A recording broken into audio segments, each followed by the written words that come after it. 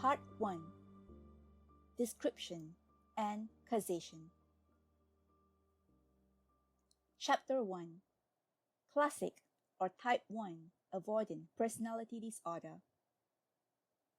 In this chapter, I focus on Classic Avoidant Personality Disorder, AvPD, a disorder whose individuals, as Fenichel noted in 1945, suffer from social inhibitions consisting of a general shyness that may lead to withdrawal from any social contact because they anticipate possible criticisms.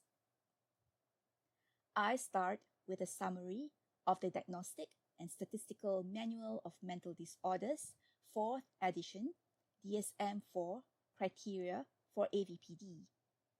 Then add a summary of criteria formulated by Francis and Whittaker, Benjamin, Harney, me, and the American Psychological Association Help Center. DSM-4 criteria. The essential DSM-4 criteria for AvPD are as follows: shyness, timidity, and withdrawal from relationships associated with the willing renunciation of autonomous strivings to avoid the friction and conflict associated with closeness and commitment. The Quality Assurance Project refers specifically to fear of commitment and assigns it a central role in the dynamics of avoidance. 2. A fear of criticism, humiliation, and rejection. 3. Feelings of inadequacy and low self-esteem. 4. Anxiety in new social situations. 5. Hypervigilance and self-consciousness. 6. Social awkwardness due to an off-putting, fearful, tense demeanor that in turn elicits ridicule and derision from others, which confirm self-doubts, leading to further awkwardness, causing others to pull back because they see avoidance not as fearful of rejection by me, but as being rejecting of me. Non-DSM-4 criteria. Francis and Whittaker.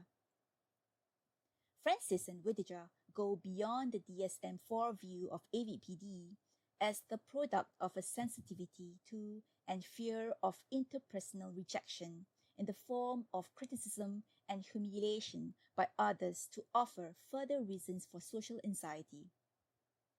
1.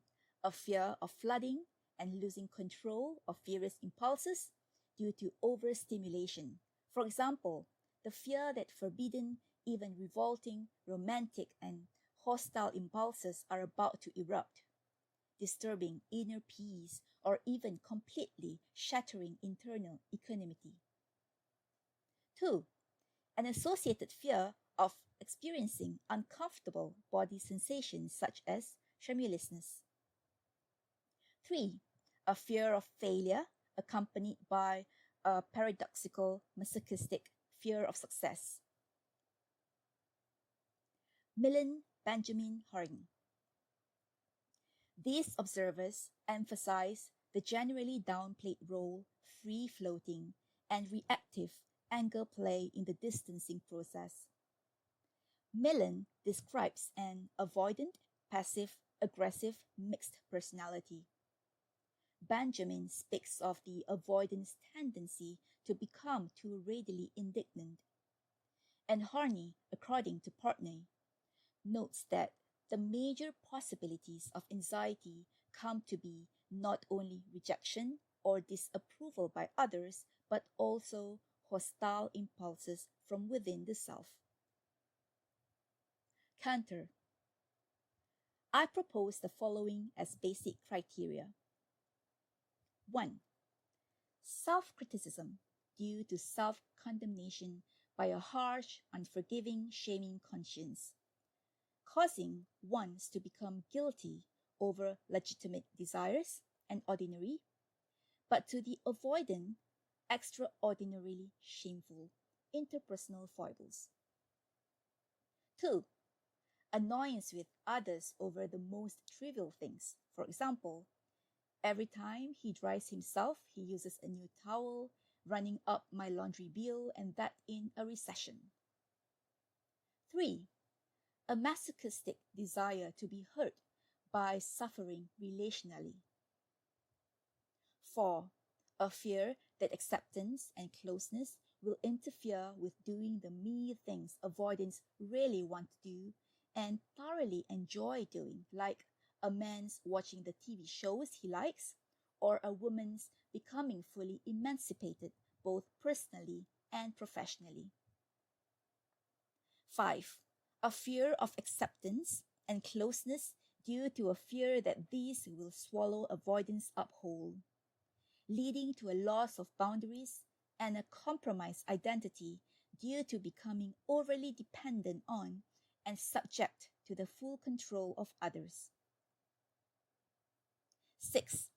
Relational idealism, consisting of a disdain for relationships that appear to be imperfect, originating in excessive expectations of oneself and others, associated with excessive pridefulness, and a hyper-morality that too narrowly defines what is and what is not biblically correct, and so relationally permissible.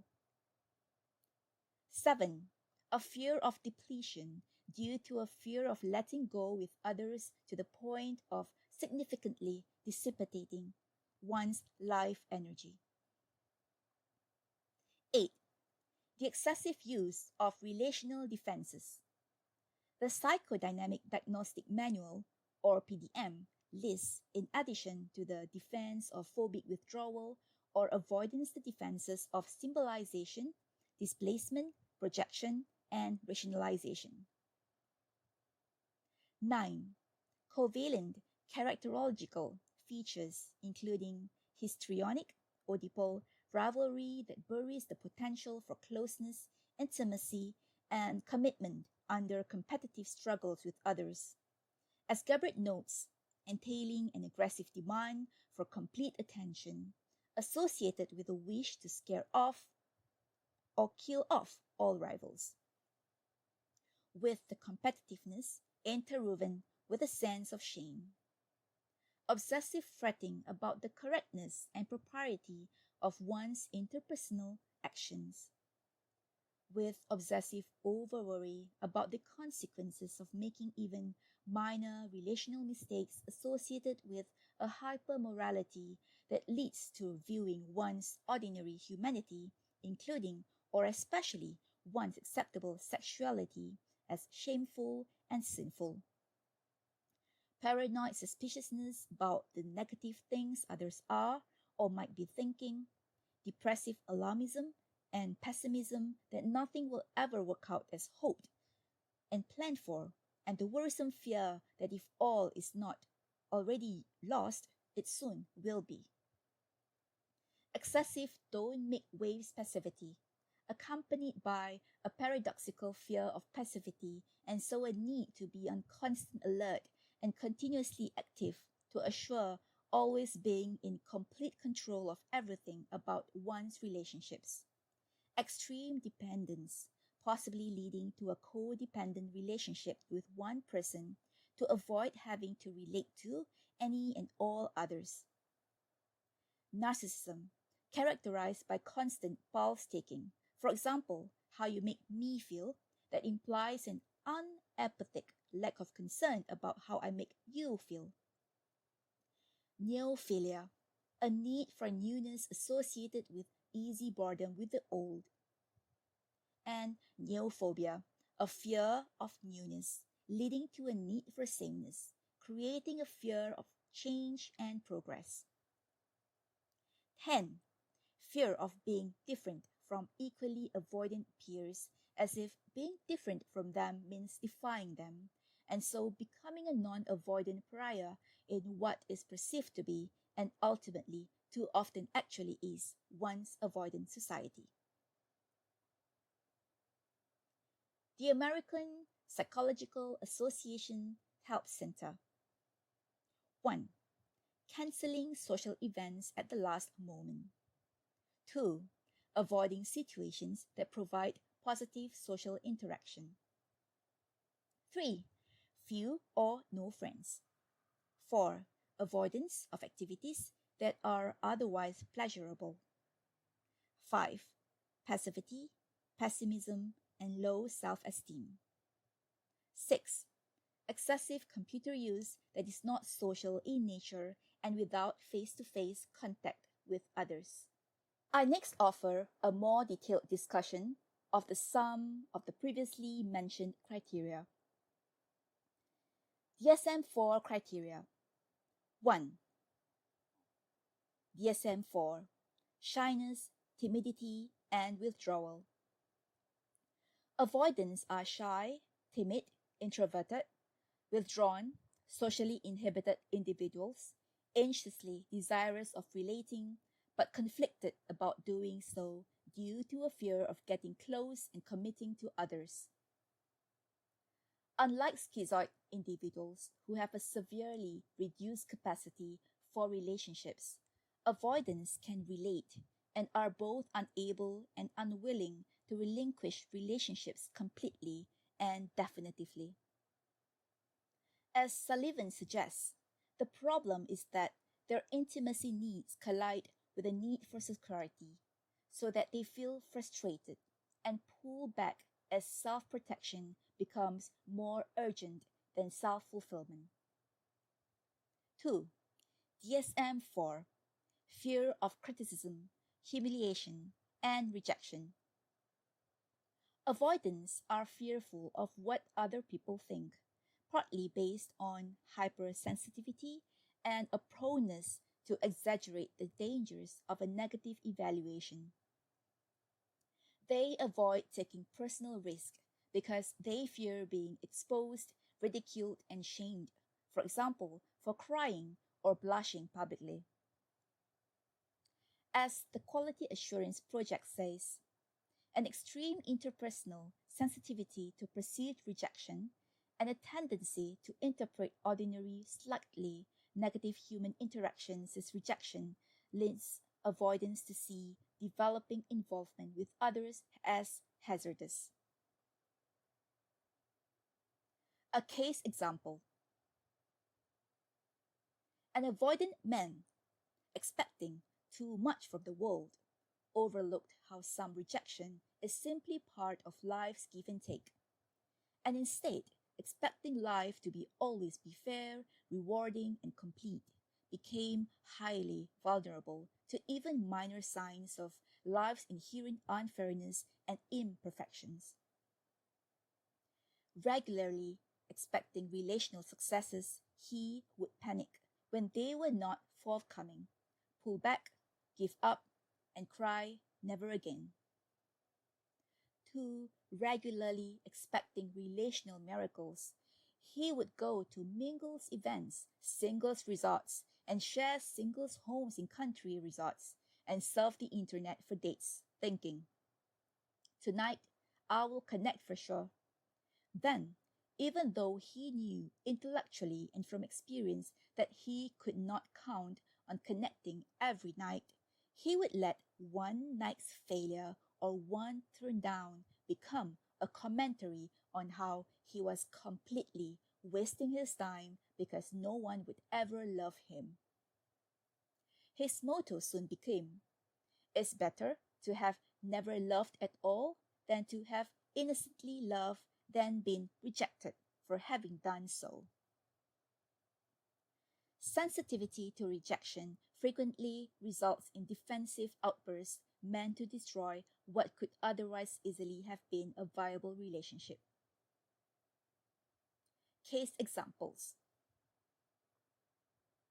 A patient stormed out of the house after telling his wife he was leaving her because one day, instead of being there to greet him when he came from work, she had gone out to do some errands and forgot to leave a note saying where she was. "Forcing me to come home to an empty house, causing me to feel you left me and so you don't love me, throwing me into a panic about having to stay home by myself for who knows how long, thinking I did something wrong, this is my comeuppance, and as a result, I am always going to be completely alone, and in this such a hostile world. A patient kept the same routine for months or years, eating in the same restaurant every night and ordering the same food and drinks night after night, meal after meal. He did that until one fateful day, he changed restaurants on a slightly paranoid pretext because he felt that his waiter hustled me for drinks and served me baked potatoes today that were smaller than the baked potatoes he served me yesterday.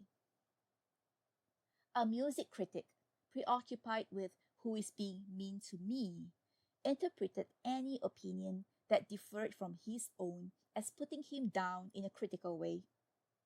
When others corrected his mispronunciations, he thought that they were calling him stupid and uneducated for misspeaking. When people expressed any neediness at all to him, he interpreted that as they're criticizing him for not giving them what they wanted. A globally anxious protective removal grew out of these negative misinterpretations and led to misunderstandings and arguments that became his reason to permanently rupture even relationships that had until then otherwise been going well. 3. DSM-4. Feelings of inadequacy and low self-esteem. Avoidants feel inadequate, see themselves as socially inept, unappealing, or inferior, and assume that others view them the same way. Hence, they have an undue need for certainty and security, and before they extend themselves to others, require that others pass stringent tests, indicating that they will always act in an obviously supportive and nurturing manner. Avoidants also withdraw because they feel unworthy of being liked, making it unlikely that they will expect or ask others to like and accept them. Avoidants can, however, be intimate when they know that assurance of uncritical acceptance is forthcoming. A case example. A gay patient withdrawing from a suitable partner as a form of self-apology said, "The new man in my life is a vice president of a large media company here in Chicago. The person that introduced us said he was just looking for an average guy, but I was concerned when he got into his Mercedes and all I have is an old Honda." In other words, he lives a much higher lifestyle than I do, and I am worried that I will not be able to keep up with him. He is also very good looking, and I am just average in looks and make a lot less than he does. But we seem to be hitting each other and hitting it off so far. No sex or anything like that, just enjoying each other's company, and I actually like him, to date anyway. I just work as a welder in a large construction company, but I am not after his money or anything. My friends say I am worrying about nothing. Still, I'm going to drop him because I would rather live poor and be happy than force myself on someone I feel I am unworthy of. 4.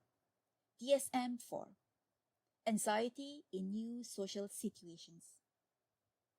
Excessive security needs, along with doubts about relational certainty in both personal and occupational contexts, cause avoidants to become highly anxious in unfamiliar situations, as, for example, when attending large parties.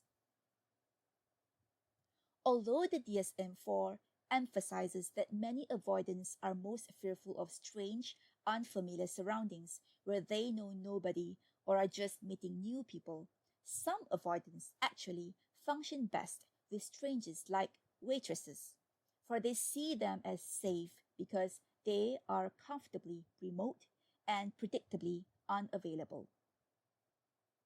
A case example. One timid avoidant, though shy with friends and family, was bold and forceful with waiters and coat-check girls. For as strangers, they were unlikely to expect anything from him beyond their superficialities.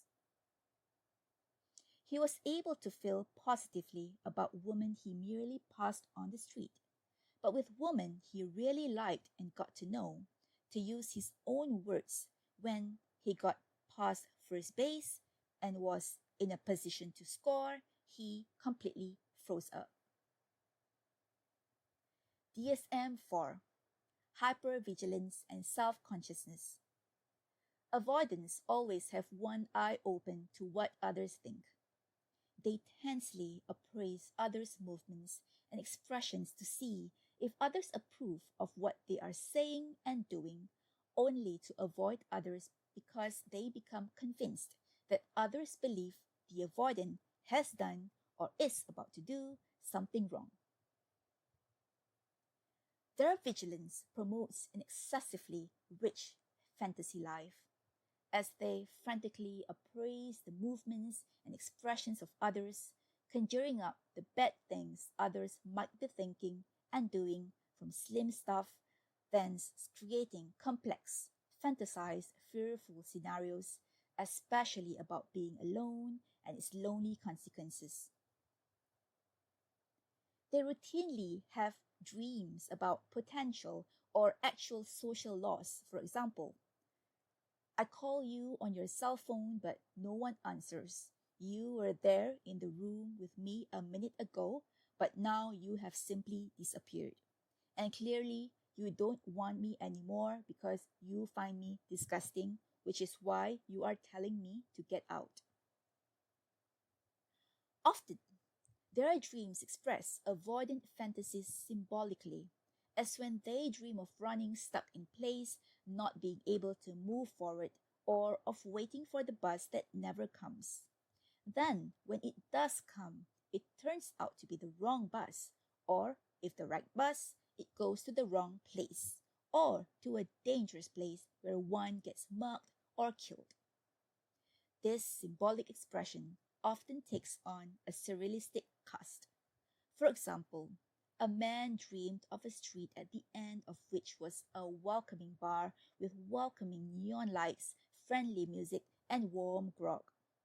One side of the street was brightly lit, and the other was completely dark. Unable to traverse the lit side, he could only traverse the side that was dark. This side, however, held too many terrors and dangers for him to seriously contemplate making the attempt. So he cowered and held back, effectively freezing in place. 6. DSM-4, Social Awkwardness. Avoidance can seem off-putting to others who misinterpret their fearful, tense demeanor as rejecting, so that others withdraw, often after ridiculing and deriding the avoidant, confirming the avoidant's self-doubts. A case example. A potential lover took a long bus trip to be with a patient of mine.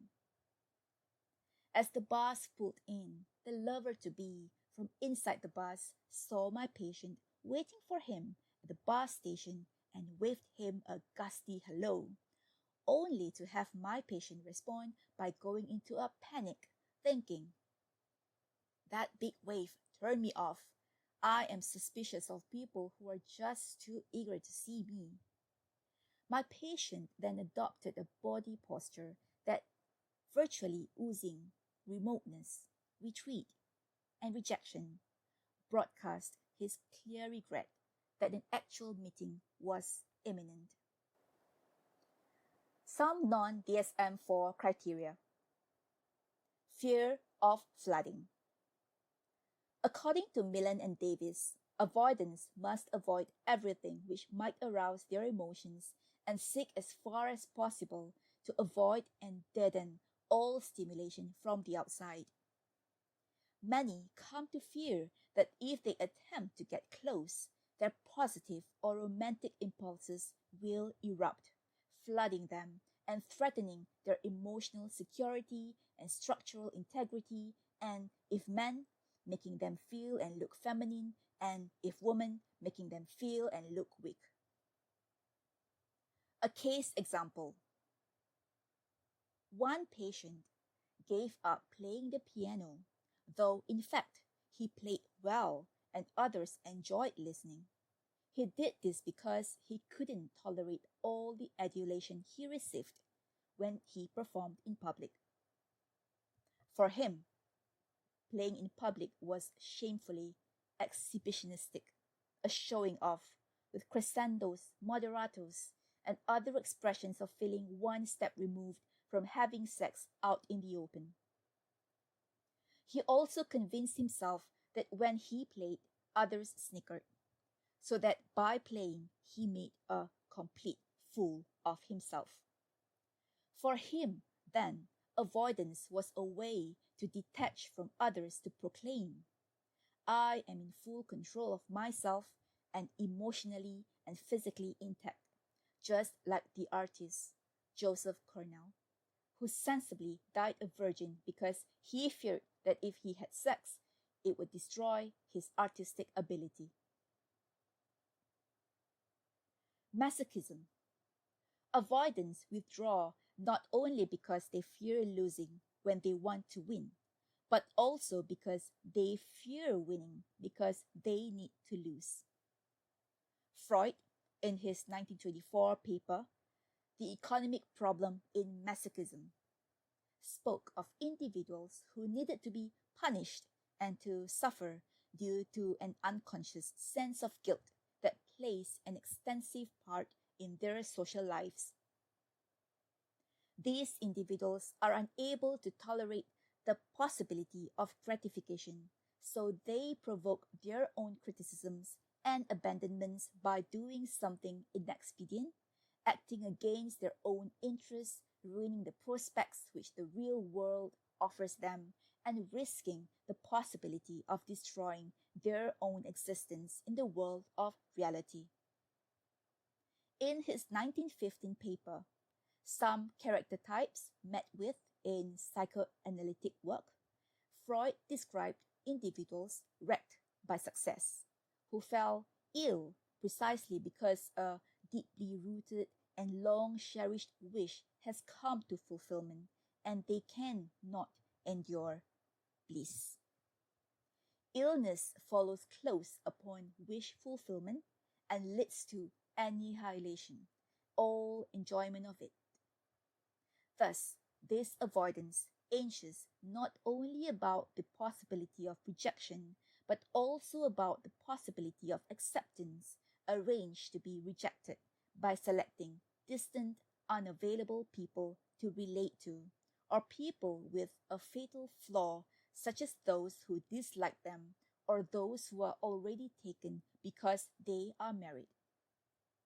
They have rescue fantasies in which they long to bring around situations they know to be inherently non-viable, then focus all their efforts on doing so, even when, or really because, they are convinced that these efforts are virtually certain to come to naught.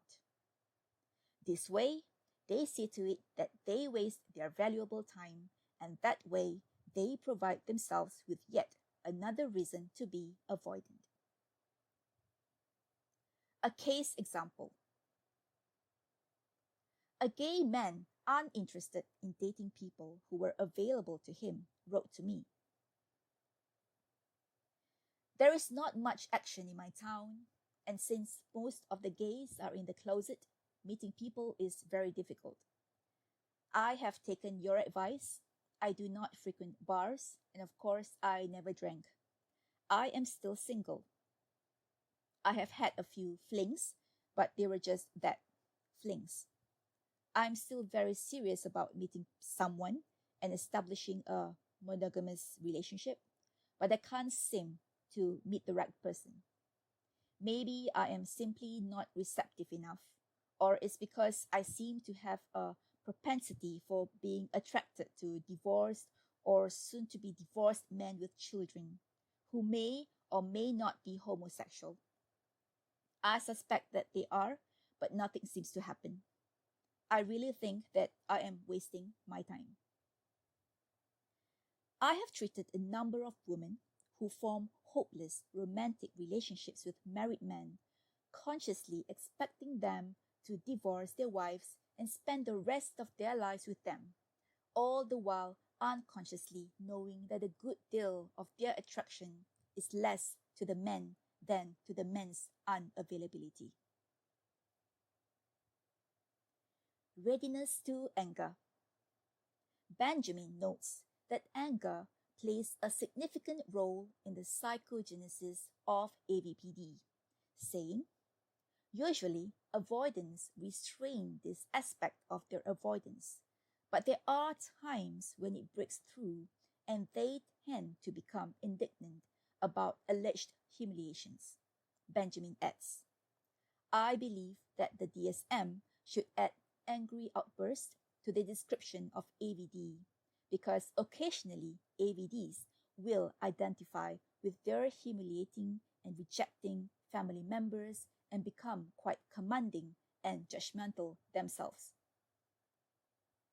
Here is an excerpt from a negative review on Amazon.com of Distancing, my earlier book on AvPD, with the review a missile that I believe hints at the irrational anger.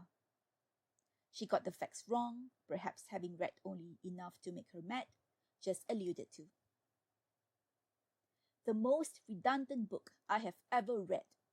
Very superficial. Some sections are so superficial he should have left them out altogether. Provides examples, way too many. Does not delve into their psychology, for only 17 pages are devoted to cause, at least 5 of which are examples. You expect some analysis from a psychologist, but he doesn't offer any. Here is the heading of another Amazon.com review written by the same person. This flashlight sucks. Sullivan notes that avoidance is called out by prolonged severe hostility. The disjunctive nature of malevolence, the feeling that once upon a time everything was lovely, but that was before I had to deal with people. Funchal suggests that avoidance is an anger equivalent appearing on occasions where others would feel rage. Millen describes an avoidant passive-aggressive mixed personality and notes that the threat equal to personal humiliation or social rejection is the avoidant's own aggressive impulses, for avoidants bind anger by withdrawing to protect themselves against humiliation and loss. Francis and Wiedeja note that in some dynamic models, avoidants and passive-aggressives are placed side by side as both likely to be higher on hostility than dependence. Beck notes that the avoidant personality stays poised to attack. I believe that avoidance, among other things, is a way to say, I fear you because I fear you are making me mad. I also believe that avoidant hostility is partly defensive, both a way to avoid getting close and a method for maintaining one's shaky self-esteem by pulling down the standing of others through disparagement and ridicule. A case example. An avoidant woman pursued a cyber relationship with a man from Germany, who at first told her that he was royalty, only to later confess, somewhat ashamedly and to her consternation, that he picked up waste materials to be moved from here to there on a dispersing truck. Nevertheless, as she put it, she agreed to welcome him to the United States. But after he promised to cross the Atlantic to visit her, he made one excuse after another for not being able to come. For example, I can't get time off from my job. Eventually, however, he made the trip, and as she said, turned out to be a great guy after all. That is precisely when she picked up a fight with him, condemning him for his bad grammar and complaining about his using too many towels, always taking a new one instead of reusing the old ones until they absolutely had to be washed. She justified her feelings and subsequent actions on the correct but trivial grounds that any lover of hers should have known without having to be told that doing the laundry took time and effort and ran up the electricity bill. But in actuality, she had become angry with him as her way to get what she wanted, that he pack his bags, storm out the door, and take the first available flight back to Germany. Avoidants often get angry when others won't welcome them and let them become as dependent on them as they secretly want to be. Some case examples. A housewife saved her money for months to travel to the big city to attend a salon for a complete makeover. Her husband, more dependent on her than he admitted, disliked her leaving him even for a day because he saw that as her rejecting him and even suspected without reason that she might be meeting a secret lover. As he put it, "You wouldn't be making yourself over for me. I never cared how you look." Upon her return, instead of telling her, "You look beautiful," he launched into a tirade, displacing his own angry disappointment about how she had left him onto their cat, who, according to him, acted pissed off because you left her alone all day. A patient, feeling rejected because her next-door neighbors did not invite her over to join them for a barbecue, got back at them by condemning them for letting their ivy grow onto her fence. Shortly afterwards, the next-door neighbor's child was sitting quietly in her own yard, watching the birds over the fence feed at the feeder in the patient's yard. Because the child was part of that family that had caused me great harm and left me bereft and depleted by not including me in their festivities, the patient yelled at the kid, "Stop watching my birds and stop it right now." Angry avoidants often express their rage by getting others to act out for them. It was pets for the patient who kept a half-dog, half-wolf that he didn't discourage from snarling at passers-by, and for the man who let his dog off the leash so that it might wander upon soil and uproot his neighbor's lawns and gardens. It was his spouse for the man who maintained the outward appearance of being the perfectly delightful one while he egged his wife on to be the troublemaker of the family. It was her children for the avoidant who publicly played the role of pillar of the community while privately encouraging her sons to cut the neighbor's flowers by wishing aloud for a certain bouquet and to shout anti-gay epithets by criticizing homosexuals within the children's hearing range. It was underlings for the boss who used them to live out his own petty interpersonal antagonisms, taking A into his confidence, telling A that B had made nasty comments to him about A behind A's back, then saying to B that A had made nasty comments to him about B behind B's back, getting both A and B fighting. It was colleagues for an employee who provoked fights among his co-workers by misquoting them, repeating their passing comments out of context, and with the qualifiers left out, subtly changing their remarks from positive to negative in the telling.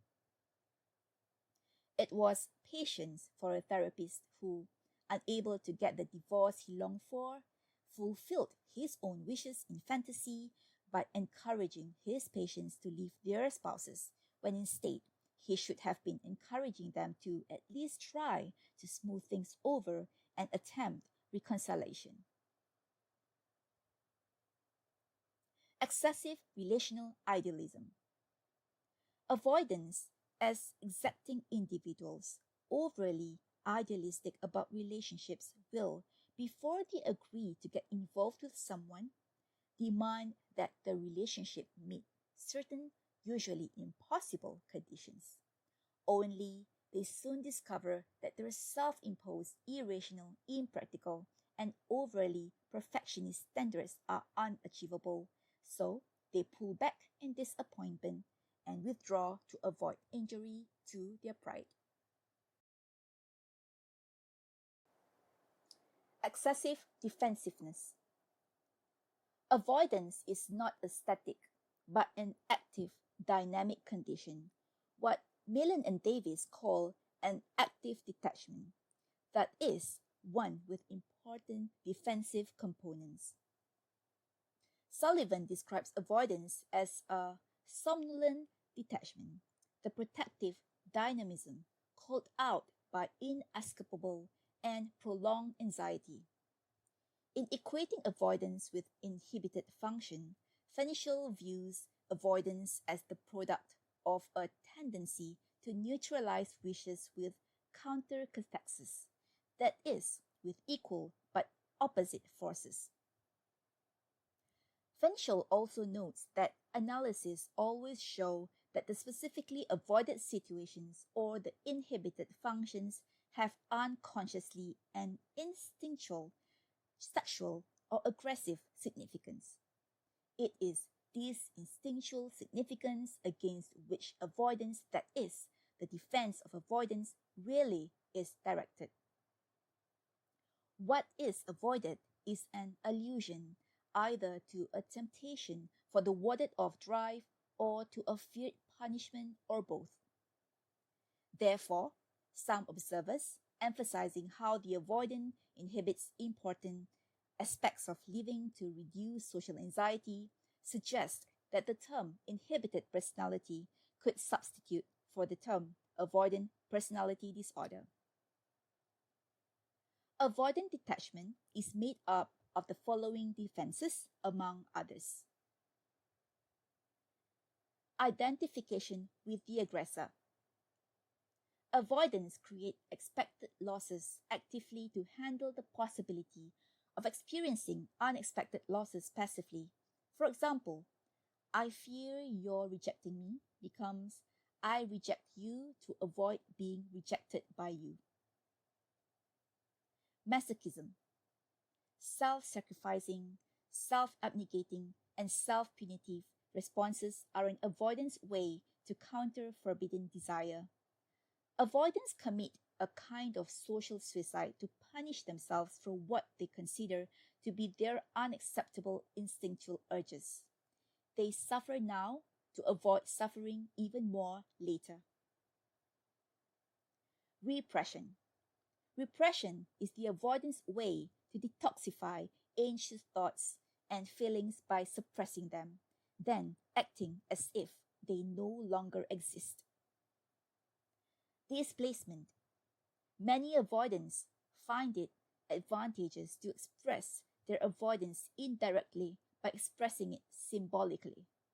For example, instead of actually staying away from someone, they merely avoid shaking hands and so touching the person. Intellectualization. Avoidants frequently disguise avoidant compulsion as avoidant philosophy.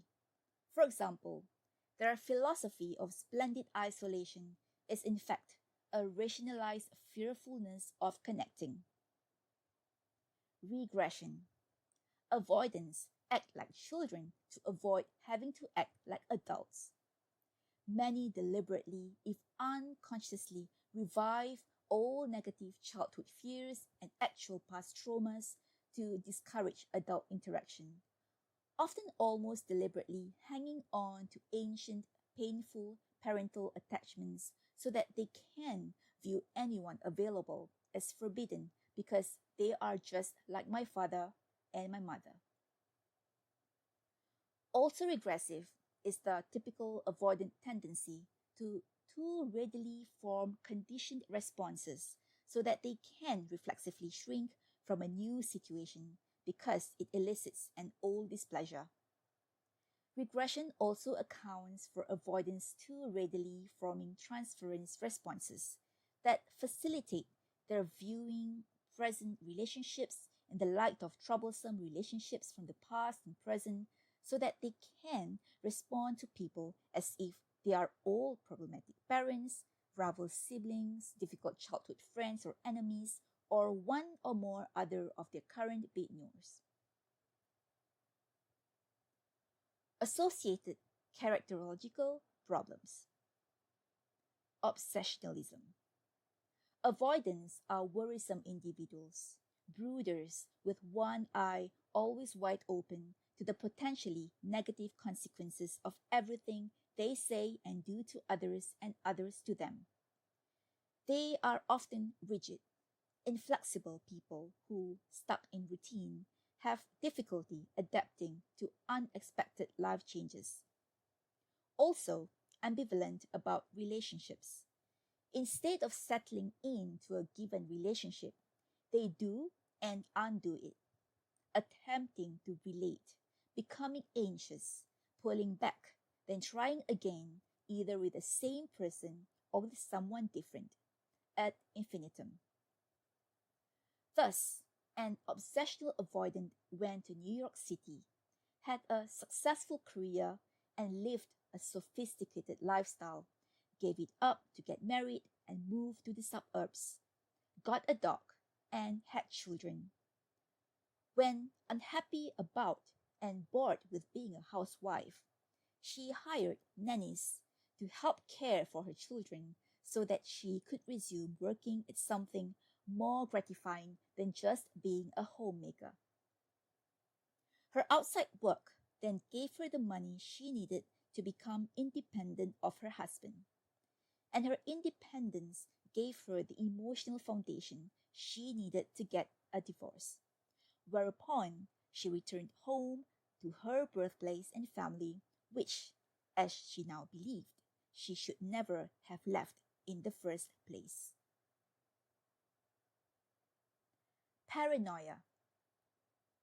Avoidants are hypervigilant individuals who fear something bad can or will happen to them unawares when they are not looking. They take impersonal matters far too personally and see rejections that are not there as a clear and present danger or actual attack. A difficulty with basic trust leads them to become highly skeptical of everyone, convinced that no one will show them any goodwill whatsoever, and certain that either they will trust everyone and get burned, or trust no one and get dumped.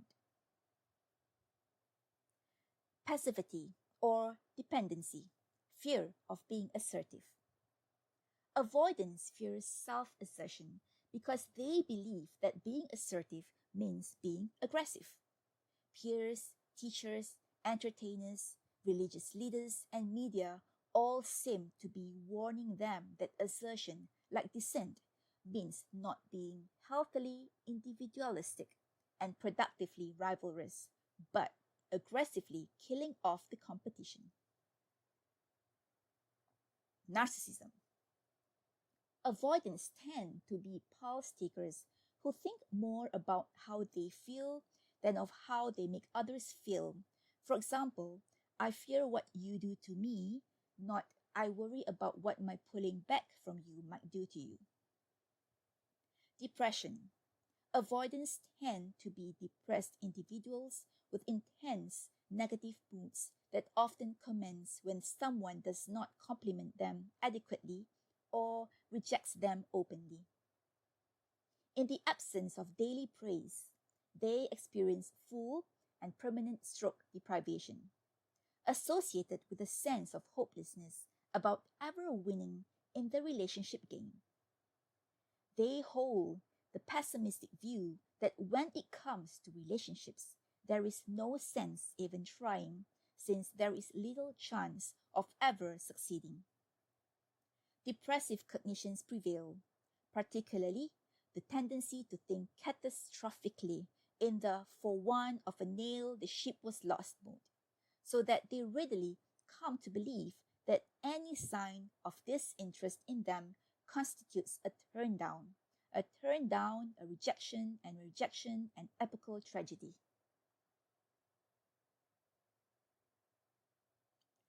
Neophilia and neophobia. Avoidants paradoxically display both neophiliac and neophobic traits. As neophiles, they are always seeking new people because they are easily bored with the old. Some become serial daters who, as Freud notes, show a lack of stability in object choice, evidenced by a craving for a stimulus that is the product of a need to have an endless series of substitute objects, none of which can ever give full satisfaction. As neophobes, avoidants seek not newness but familiarity. They fear being unprepared and taken by surprise with their defenses down. So instead of trying new situations, they strive for sameness. As Francis and Whittier note, avoiding rejection by retreating into routines with the same few old friends, going to the same restaurant, the same table, and eating the same entree. Identification with one's peers or society. Avoidants are often most attracted to friends, family, and society who are avoidogenics, that is, avoidance makers, encouraging avoidance in others, and having an especially devastating impact on avoidance as individuals already prone to shyness. Avoidogenics typically embrace and advance invoke avoidant philosophies such as religious, biblical damnation for positive or sexual feelings, the Beatles' exhortation to not trust anyone over 30, Zen philosophies of withdrawal aimed at reducing personal anxiety by the expedient of removing oneself from others and the world, and do your own thing philosophies that overstress the importance of freedom, independence, and individuality, while fretfully condemning even the relatively modest submission and de-individuation that are in fact necessary to form close, loving relationships. Avoidants who do obeisance to this avoidant crowd come to view committed long-term relationships as the essence of boorish and uncool, and antithetical to their only true and meaningful goals in life: to be free of encumbrances, a man thing, and to be fully emancipated, a woman thing. For one avoidant, embracing the belief that all intimacy is troublesome, dependency was her way to be politically correct, and so to gain approval from her equally avoidant peers. Hoping to belong if she accepted her group's avoidant ideals, she went along when the group proclaimed, "Never cling too hard. It makes you into an invasive vine that only grows well with support from the very people it will ultimately strangle." She, like so many other people today, clung to this avoidant philosophy because she valued her reputation with others over her satisfaction with herself. Case examples. A patient, after having gone to a great deal of trouble and expense to move from the crowded large city in which I live to a small town with fewer inhabitants where I can have less contact with people, could do no better than complain about the daytime noise in his new home, the leaf blowers, the gas company repairing the mains, and the like, really because they were the accoutrements of life and living. To get away from all the oppressive activity, he moved again, this time to a farmhouse surrounded by acres of land and enclosed by a high fence to keep intruders out, only to move still again to an even more remote place in the desert because, on the farm, I'm frightened by the shadows in the woods at night. After years of being unemployed, he took a job working in the mailroom of the post office. He took that particular job even though it was beneath him, because it allowed him to have as little contact as possible with co-workers whose minor slights and rejections he took so personally that after arriving home after a day's work, he began to brood about who said, meant, and did what to him. Unable to sleep at night, he was too tired to function effectively the next day, and so unable to fully concentrate on his work. As a result, he became so distraught that he called out sick the day after, only to become so guilty for calling out sick that once again, he was unable to sleep at night and had to call out sick the day after that as well. Eventually, he became a secretive, isolated, sullen, and uncooperative worker who was diagnosed as having burnout and put on temporary disability leave. In response, he quit his job so that he could once again be able to live the lonely, completely isolated life he really had always dreamed of for himself. A patient manifested a fear of commitment in his occupational life as a dreamy restlessness and desire for change whenever things were going well professionally, so that he quit one perfectly good job after another and moved on, rationalizing his behavior as for more money or for better working conditions, ultimately illusory. A doctor, he kept many licenses in different states in case he wanted to relocate, and for a long time wouldn't buy the house or apartment he wanted, and instead rented one so that he wouldn't be tied down to one spot. Whenever he did move, he found that the old job he had left behind was as or more worthy than the new one, though he recognized this after the fact. The recognition had no effect on his future behavior, so that he continued to look at ads and apply for new positions. Of course, with each new job, the same difficulties arose, for his avoidant tendencies reasserted themselves and he felt a new urgency to move on. In his personal life, he suffered from a severe fear of commitment that took the form of intense object love, alternating with a consuming desire to get away from them all. One night, he had the following dream.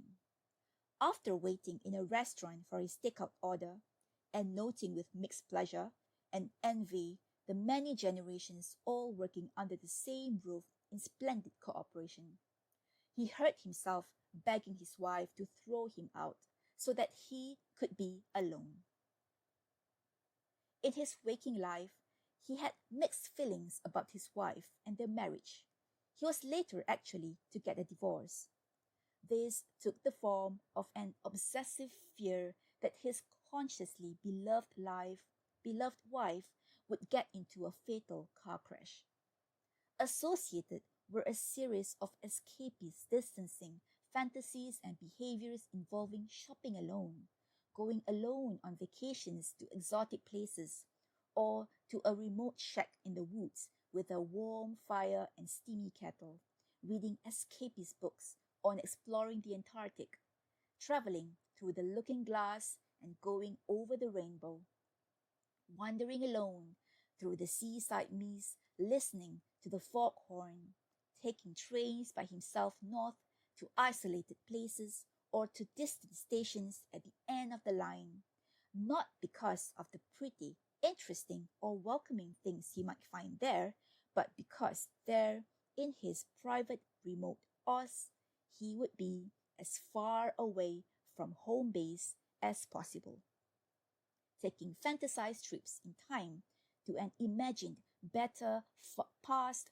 or future, and taking fantasized trips in person, assuming another identity, such as that of a troubadour in the Middle Ages playing ancient music alone in the woods, or that of an archaeologist who uncovered the past, not so that he could study, but so that he could live in it. He once decided to actually buy a shack in the woods. He couldn't wait to go there every weekend, and even went in winter, using as his excuse, "I have to water my plants." However, when he got there, he promptly panicked, because now he was all alone with nothing to do. So he called all his friends in the city just to make contact with other human beings, and drank in local bars just to be where other people were, although he hated drinking and disliked the people in the bars as well as the contact he had with them. For as he saw it, they were all predictably superficial and limited. So he sold the lonely country shack and bought an apartment in the city, only to find that he constantly dreamed of the splendid times he had when alone in his house in the wilds, of the pleasures of getting into his car in the middle of winter, the cold snow everywhere, driving to the bars with their warm, welcoming lights, sounds, and people, and wonderful, body-strengthening food and soul-building drink, and of the times when he was isolated in his beautiful digs, with his beautiful furnishings, living in sin, as an acquaintance once put it, with the wallboard. A woman lived at home with her parents, being the good, dutiful, but resentfully compliant daughter who drew a magic circle around herself, letting the family in, keeping a few friends whom she saw occasionally, and having an occasional blind date, but accepting no close intimates into her life. She mainly filled her days with impersonal interests, such as collecting things and attending craft shows, while sometimes she complained about being lonely and isolated. At other times, she insisted that she was enjoying her life fully because she was living in exactly the way she believed she wanted to. When she tried to fight the good fight attempting to relate, she was only able to do so with difficulty and deficit. Thus, she occasionally went to singles bars, mixers, and parties, only once she got there to function below par, standing off completely by herself or speaking only to the person she came in with. She might complain that she was dissatisfied with the narrowness of her life, but would then regularly add that, however hard she tried to change her luck, she could never seem to do any better and truly get lucky. She feared starting and maintaining intimate relationships because she was highly fearful of rejection. Partly, this was because she was a perfectionist who, when it comes to relationships, failed to accept that any rejection was part of life's give and take, and otherwise expected too much positivity in a world full of negativity. Partly, it was because her self-esteem was extremely low, so that she would anticipate rejections that might never arise and take those that actually occurred much too seriously. Because for her, a rejection meant that her greatest fear had come true, that no one could ever love her because she was completely unlovable. Often, even a mild rejection led to a catastrophic reaction, where she panicked, pulled back, gave up, and cried, "Never again." A doctor once diagnosed her as having a depersonalization disorder, fearing acceptance because it could only lead to rejection when faced with the danger, as she saw it, of being embraced by other people and getting close to them. She would go into a trance-like state that reminded her of a rabbit freezing in the headlights of a car so that her trance, meant to be protective, instead turned out to be self-destructive. For in her trance, she shrugged men off with a "yeah, sure," put them off by acting silly and giggly, or drove them away by becoming preoccupied and remote. Her mind wandering to other things, even perversely going from a present satisfactory contact with a real person to a future affair with a mysterious stranger. Particularly, when introduced to someone she really liked, she became defensively hazy, actually fainted, or even called on one of her multiple personalities to save her.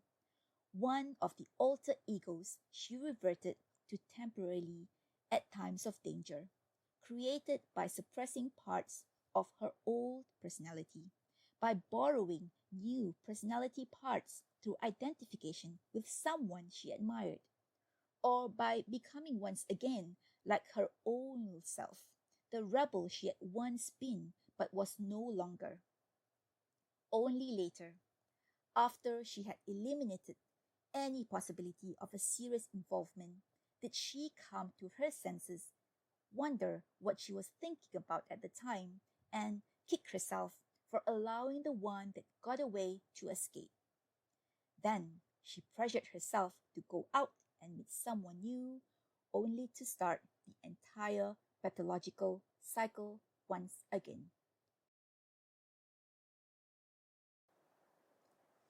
An avoidant woman consulted me because of her inability to meet the man of my dreams.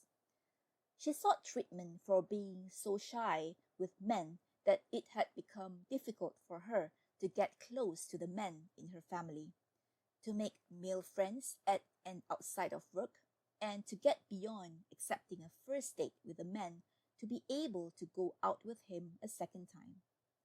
As a result, she feared, and with reason, that she would never fulfill her wish to get married, have children, and live a normal life with a husband and kids in the suburbs.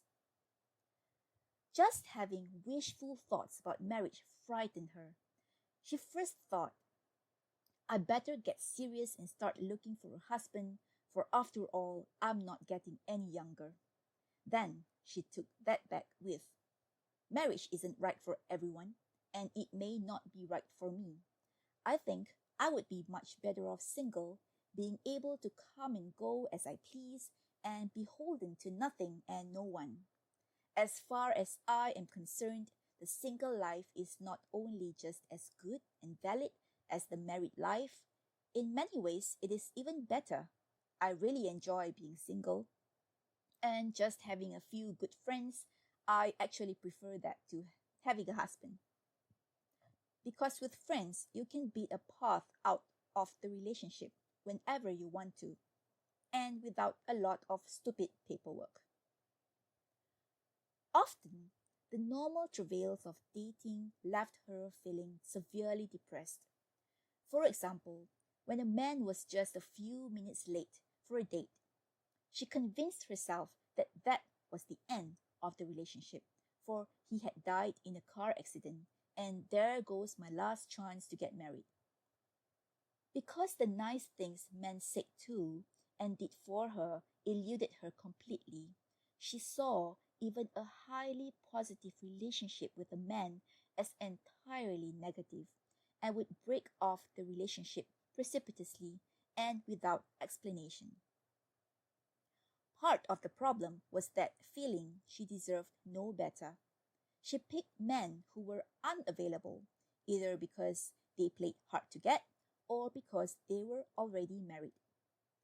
Then she complained that relationships with men could never amount to much or grow anywhere, so that her fate was only to be hurt, abused, and alone, her sole source of love coming from tearful, caring, concerned friends and family rushing to her side and rescue, pitying her, and taking her under their wing to nurture her and salve her wounds.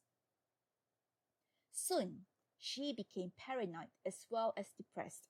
She began imagining that even a man's compliments were criticisms, so that when a man told her that she looked great one day, she thought that he was actually telling her that she looked terrible the day before. She convinced herself that all men were just out to seduce and abandon her, planning to take advantage of her sexually and financially before dumping her precipitously. Serious feelings of jealousy also began to plague her. When the date was just a few minutes late, she convinced herself that he was not going to come at all because he was out with someone he liked better. So his being late was his way to send her a message that he would soon leave her for another woman, and she would be all alone in life now and forever.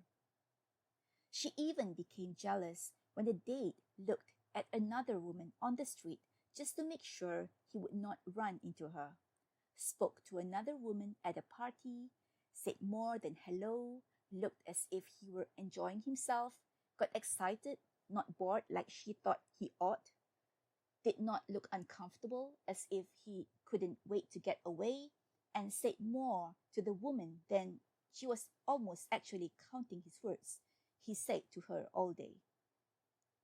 Once she became jealous of a boyfriend's having close friends at work, even though he was only going out to lunch with his buddies.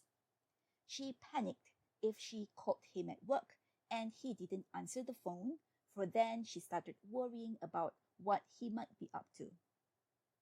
She even started writing down where his odometer was set to make certain that he wasn't making extra trips on the side to see another woman. She began to demand that he be available or accountable to her at all times so that she could keep tabs on him 24 hours a day, because since all men are secretive, you never know. Ultimately, she even came to believe that she could read his mind and pick up the negative signals he was sending her. She then confronted him with her imaginations. There would be a fight, and should he try to defend himself, that meant that he was defiantly challenging her. So she pulled back permanently, believing that he was not only being unfaithful to her, but that he was also lying about it. Men were sometimes able to get beyond these relational impediments by handling her therapeutically, only to come up against an even more distressing problem: boredom, that tempted her to break off what had finally become a working relationship so that she could move on and look for someone else. A little into what had, in spite of all, become a positive encounter. A pervasive sense of aching dullness impelled her to give up, move on, and meet a new man, for every day with the same man was just going to be the same old tight experience for the rest of my long, troubled life. Her need to move on became so pressing that she completely forgot how painful it was to have to look for someone new, having to re-experience all those terrible letdowns and disappointments where all she could salvage were a pleasurable, self-pitying feeling and a progressively dimming hope for better luck next time. There were times when she gave up on all men completely, feeling that she would willingly undergo the lesser pain of permanent isolation to avoid suffering what was for her the greater pain of the vast emptiness predictably associated with being connected. In therapy, we focused on how a measure of her boredom with the old was a defense against her fear of being controlled. Thus, she was reluctant to make plans with any man in advance, even a dinner date, because she feared she would not be able to wriggle out from under. When a man called her and invited her over for dinner this Saturday, she accepted, only to feel trapped and cornered. So she added, "I will call if anything comes up." leaving the man wondering, with reason, if she would actually make it over at the appointed time, and thinking, maybe I better back out first so that I don't save the date only to have her cancel out on me at the last minute, leaving me with no plans for the big night. Feeling trapped, she longed for her space and started thinking about how wonderful it would be to sit at home by herself, surrounded by the things I love, like my valuable collection of lovely appliqued teacups that fill the shelves in what used to be my basement bar, no longer working because all the china on the shelves left no room for liquor. She might contemplate having a man over to sip from her cups, but afterward she would ask herself, how am I going to get out of this? And cancel the engagement with only a few minutes' notice, using a flimsy excuse, such as claiming she had caught a cold or had a last-minute family emergency. We next uncovered how part of her distancing from men was attributable to her anger with them. She rarely expressed this anger with men directly. Mostly, she expressed it indirectly and subtly, by becoming remote, as her way of quietly saying, "You make me mad." A great deal of this anger toward men was defensive, her way to seek out negative things about them to give herself the excuse she required to remove herself from their presence. She actively looked for reasons to complain that a man did not love her, didn't accept her for herself, criticized her for anything she said or did, only saw her weaknesses and ignored her strengths, and subjected her to ridicule. She made certain that she interpreted anything that a man said that wasn't a compliment as a criticism, and that she saw his disagreeing with her as exactly the same thing as his savaging her completely. Humorlessly, she would deliberately take the mildest joke at her expense far too seriously. Once, for example, she confessed to a friend at a dinner party, "I have brittle bones." She then asked a man seated next to her, "What about your bones? Are they bad?" Others at the table, overhearing the exchange, jokingly remarked, "Don't tell her, your bones are your business." So the man she asked, also as a joke, said, "I'll never tell." Whereupon she began to sulk aloud. "I told you about my bones, now why won't you tell me about yours?" And she meant it, and refused ever to speak to that man again. Her anger was especially fierce when she believed that men were trying to control her, to get me to do their bidding by roping me into a relationship I am reluctant to pursue. And when she believed that men thought they were better than she was simply because they were men. Even fiercer still was her anger over the possibility that a close relationship with a man might be compromising her identity by keeping her from being herself, stifling her right to be free and emancipated, and thwarting her creative urge to do what she wanted without interference by any man. As she put it, "I hate having to change myself around just for a man I don't respect or care about that much anyway. I am an independent woman. For me, closeness and intimacy with a man overwhelms, strangles, and pulverizes me to dust. Doesn't it do that to any woman alive?" We also discussed how she was too much the relational perfectionist for her own good, a woman who sought the ideal man while refusing to consider and accept any man who was less than perfect. Thus, before contemplating getting serious with a man, she demanded full compatibility. A man had to be not a calm, stoic type who thought that all fretting was a waste of time, but as much in touch with his worries as she was. He wasn't for her unless he was the sort who gets hysterical over nothing. Shared interests became much too important for her. Thus, she left one viable relationship because he loves boorish baseball and I love the much more sublime chamber music. She would also demand full exclusivity right from the start and break off a promising relationship at the first sign that she was just one of several in a man's affections.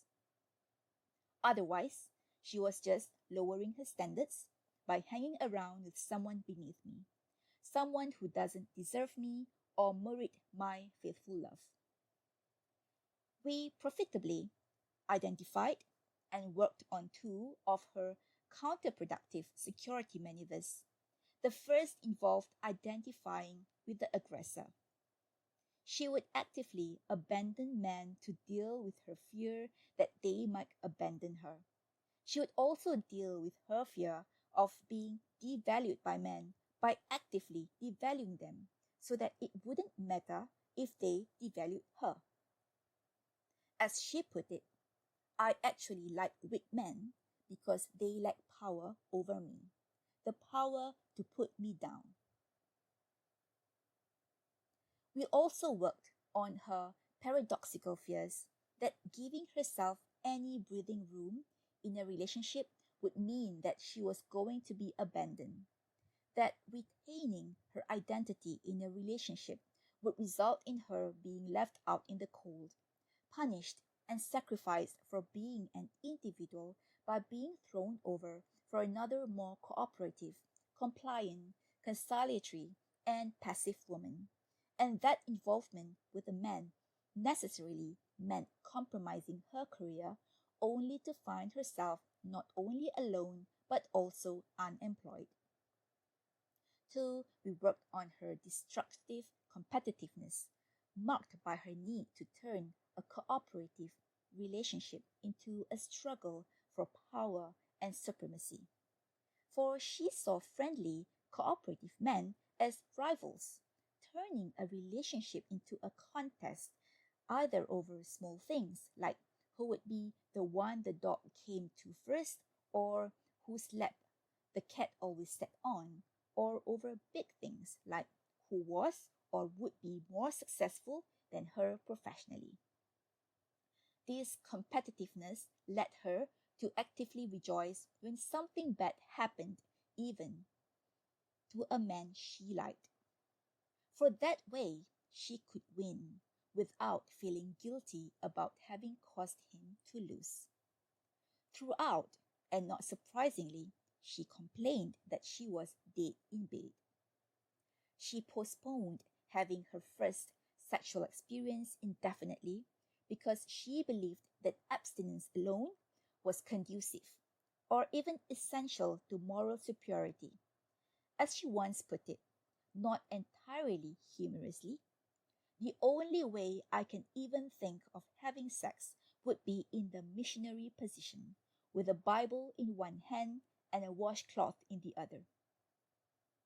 She saw sex not as lofty or spiritual, but as dirty and animalistic, to the point that she often provoked an argument to avoid having relations. On those few occasions when she actually tried sex, she would stop prematurely because she couldn't relax, lost sensation, and felt cold. To avoid self-blame, she convinced herself that I really don't like how the man looks, or the way he behaves in bed, so it's best that I see to it that it is over immediately. We discovered that much of her sexual difficulty developed out of the early fear that men would hurt her now, as her parents had hurt her when she was a child. She saw all men as father clones who terrified her the way her father had done when he threatened to whip her if she didn't behave and cooperate.